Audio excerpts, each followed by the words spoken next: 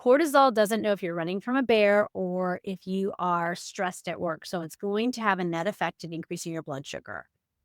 So the things that have the most data to lower cortisol are meditation, breath work, and yoga. But you have to find what works for you. If it's walking outside in nature, that works. If it's snuggling with your dog or cat, that works. Knitting is something else that's really great. It will decrease your blood pressure, decrease your heart rate.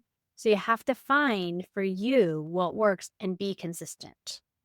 What do I think, Caitlin? What do I think about tamoxifen? Tamoxifen is a selective estrogen receptor modulator. So what does that mean? It means that, as I talked about before, you have an estrogen receptor. That's the key to getting in the door into the room. So it's going to sit there. But tamoxifen is a very weak blocker of estrogen. It's stronger blocking it in the breast, but it's not very strong. It actually does the opposite in the uterus. So those patients have an increased risk of uterine cancer and endometrial hyperplasia.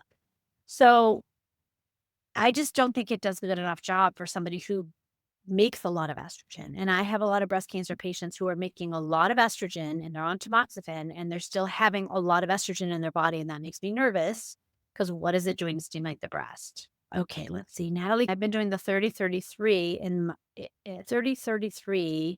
Is it 30-30-30? My gut is feeling better within days. Natalie, are you talking about carbs? Or are you talking about eating window, or I'm not sure really what you're talking. Okay. User 500-246-358. I had a hysterectomy. There is a little bit of a delay on the messages, guys, just so you know. So I'm a little bit behind.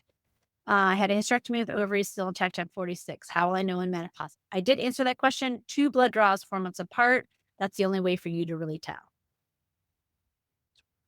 30 grams of protein within 30 minutes of waking up and 30 minutes. Oh, that's really great. I've heard some good things about that. So I think that's what you're saying, Natalie.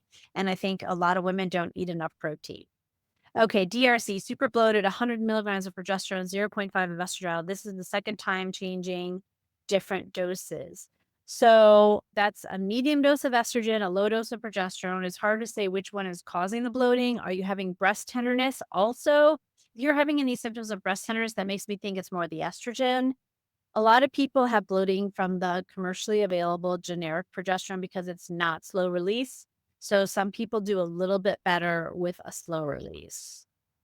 Okay, back to YouTube. I now have extreme anxiety. I'm 54. That's been my biggest symptoms. Why is that? Amy Z, are you done with periods? Have you skipped periods? We see all the time new onset anxiety. Based on your age, I'm thinking that you are not having a period, but it's pretty common to start new onset anxiety in your 40s during perimenopause. But I also see I've had several patients that panic attacks. It's menopause. It's low estrogen.